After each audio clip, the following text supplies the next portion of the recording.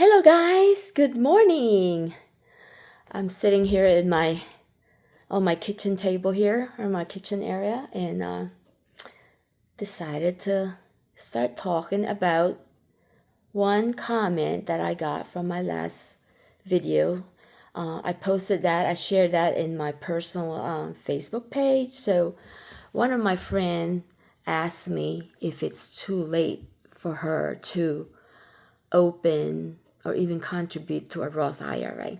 So we're going to answer that, and then I'm going to dive into what Roth IRA is all about, who qualifies, if there's any tax advantages, and at the end, I'm going to share my personal experience about it, and you be the judge if it was a smart move for me to do that or not. If you're new to this channel, I am Janet, and I had retired about 3 years ago, plus a few months, and that was in April 2022.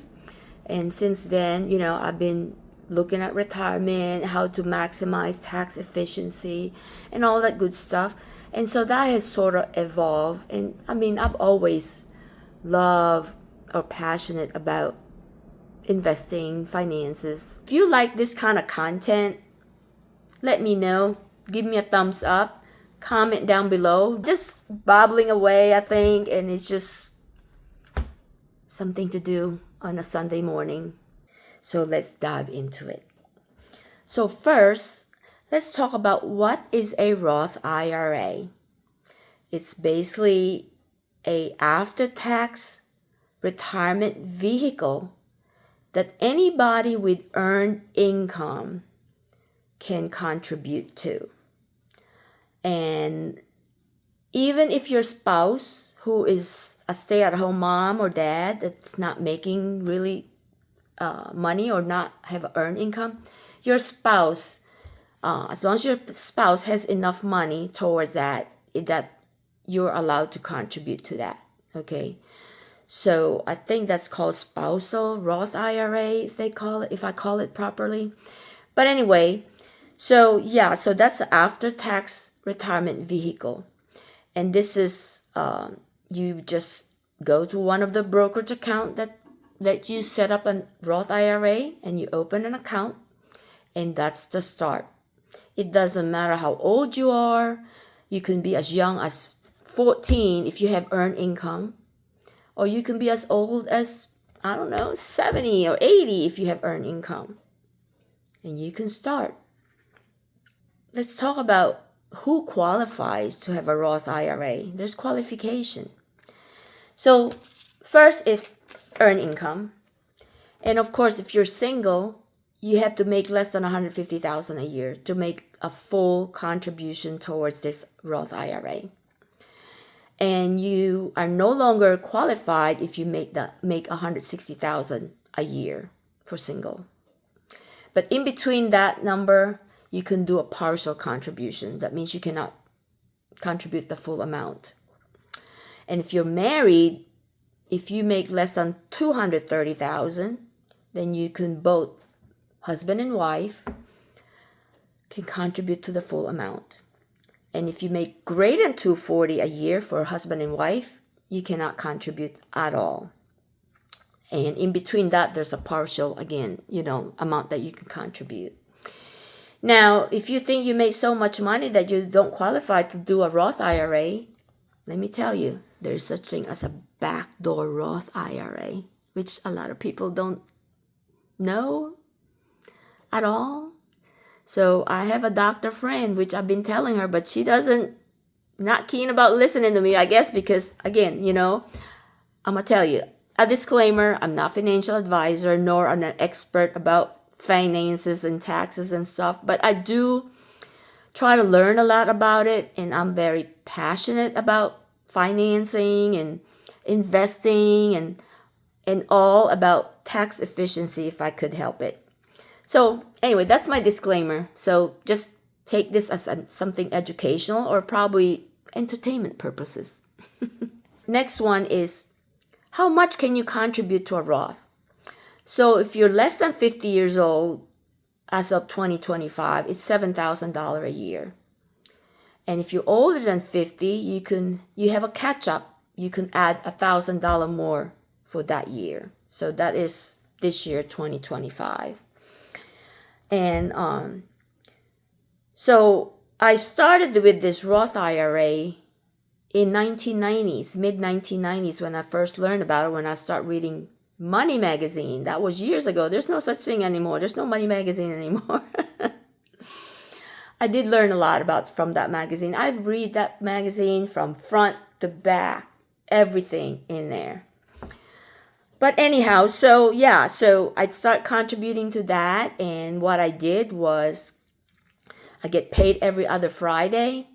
And I set it up where on the next Monday after I get paid, it automatically take it out of my checking account and invest it, on whatever mutual fund I had. I invest in mutual fund because it's easier, because it's automatically just deposited in there and automatically gets invested in the mutual fund. So that's what I did, and that was back then. It was $2,000 a year divided by 26 because I get paid 26 times in a year. Divided, that's how I put it, what I put in every 2 weeks. And that's what I did. Next thing about the Roth is the 5-year rule. There is such a thing. So when you open an account, it starts the countdown of your 5-year rule. And you basically cannot withdraw the gain once you put it in. Okay, you can take the contribution out within that 5 year because you already pay taxes. There's no penalty. But if you start taking out the gain, there is a 10% penalty for that 5-year rule. Plus, if you're 59 and a half or younger, there is a 10% penalty also. Plus the tax that you're going to pay. Okay, so what did we say about this Roth IRA beginning? It's after tax money, but once you're taking the money out, it's tax-free forever. And I'm talking about forever. All right? So when you retire when you're 80, you can take this money out and not have to pay a penny to Uncle Sam. So let's talk about the tax advantages. I already mentioned it. Tax-free. That's the main thing. Okay? Forever tax-free. You can withdraw, after your 5-year rule plus your 59 and a half, you can withdraw as much as you want. You can even deplete it if you want to, which I probably won't suggest you do. So another tax advantage of this Roth is estate planning. And that's what I'm eyeing on. The main thing when I started this Roth is not because of estate planning, but more of how I'm going to do in terms of tax efficiency. Like I want to be able to get some money out of my Roth IRA, some money out of my traditional IRA, and of course some of my savings and Social Security. So it's not like I have a huge tax income coming in and then I have to pay taxes. So I figure that will be the best way to navigate this. This is 30 years ago. Tell you how old I am. But anyway, well, guess what? A few years ago, have you heard about the Secure Act? And then the Secure Act 2.0? That creeped up on me. And I hated it. Hated it by the passion. And the one main thing that affects me on that affects me, or probably everybody, is this inherited IRA. If your children or non-spousal, okay, so niece, nephew, whoever inherited this IRA of yours, are required to take it out in 10 years, whether it be Roth or traditional IRA. Okay, they are required by the Secured Act 2.0 or Secured Act to take it out in 10 years. Good example. For me to explain it, probably a good scenario is, let's say you have a child who makes $100,000 a year income, and then you pass away and you left her $1 million of IRA money, traditional IRA. That's pre-tax money. So what do you think is going to happen? The child would have to take out $100,000 every year of your retirement. This is not even including the gain that the child's going to get within that 10 years. Okay, let's just be conservative. Let's say your portfolio only grows 5% a year, but in good years you can make 14-15% gain a year. So that means for that first year, your child would have to pay taxes on $200,000 of income, because your IRA is earned income, become an earned income. It's not capital gain, honey. Nope. Earned income. So I believe under $200,000, depending if your child's single or married, I think they will end up in around the 20% tax bracket. That's a lot of tax burden. And for me, I'm looking at it like, so you inherited $100,000, but really you're gonna give Sam that money. That means you didn't really you really didn't inherit all that money, because I gave you a tax burden more than anything else.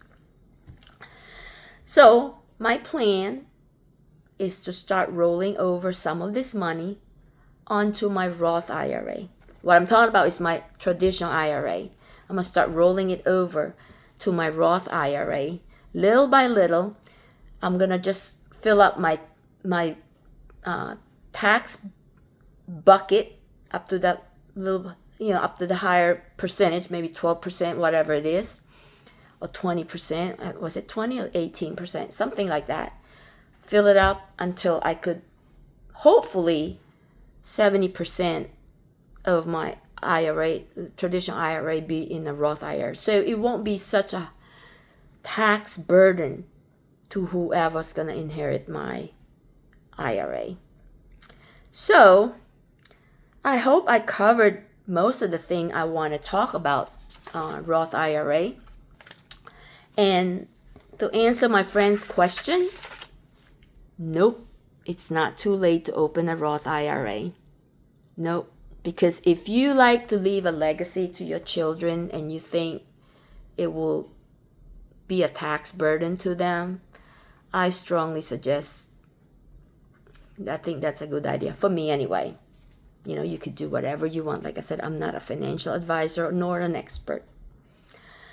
And and then, like I said in the beginning, I want to share my personal experience about this. My mom. She is a very hardworking mom, very simple-minded.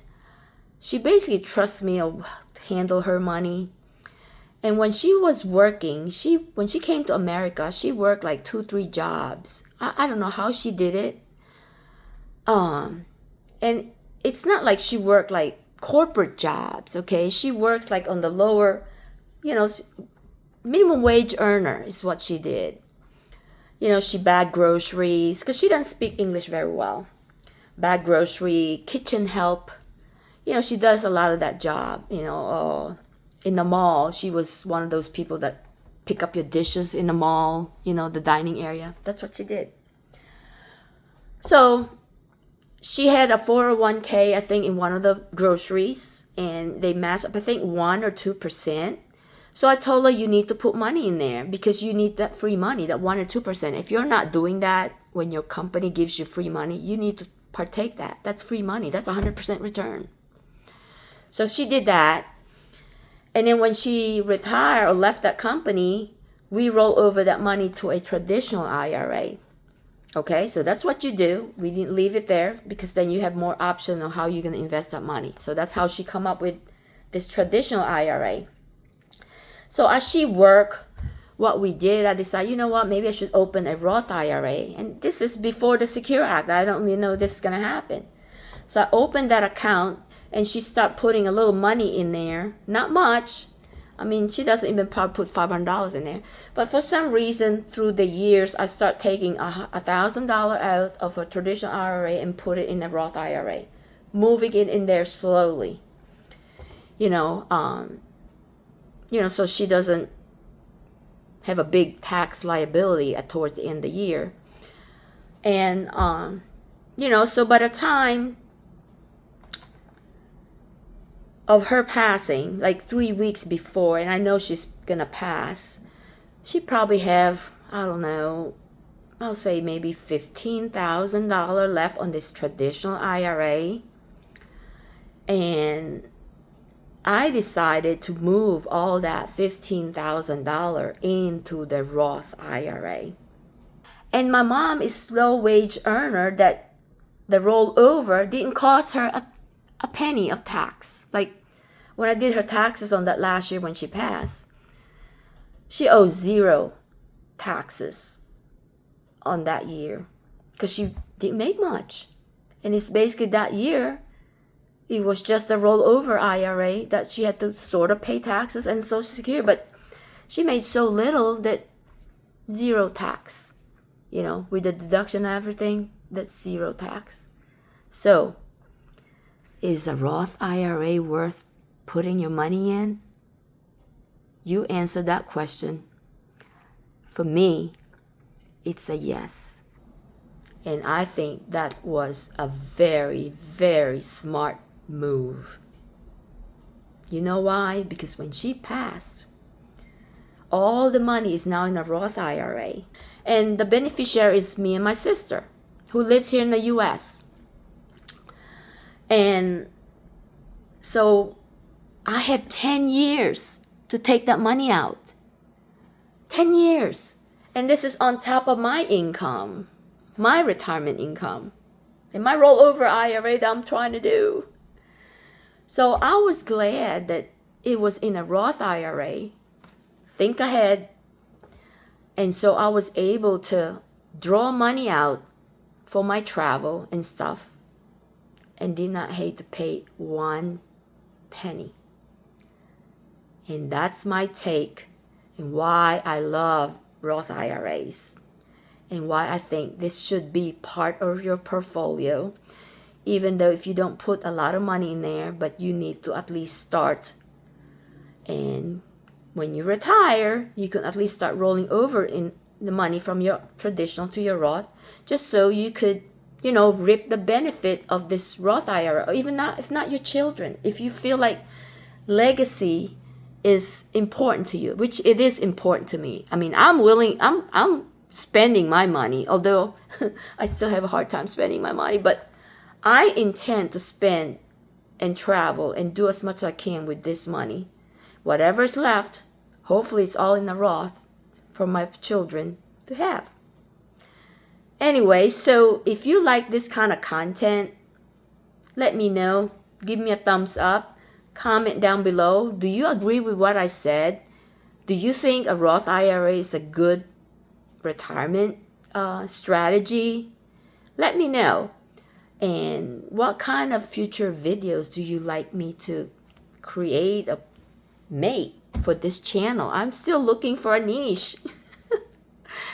I mean, I just enjoy sharing my thoughts sometimes. Sometimes I'm talking out loud and nobody wants to listen, so at least I can talk to my phone right now. And if y'all listen, thank you for that. And if you don't feel like listening, I'm sad. Anyway, so yeah, let me know if you have a friend that's interested in this kind of topic, share it with them, and maybe they could learn a little bit from my little brain cells. I mean, this is my view, and not by any means any expert advice. Just know that. Hopefully you have a wonderful week ahead of you. Until next time, this is Janet. Bye.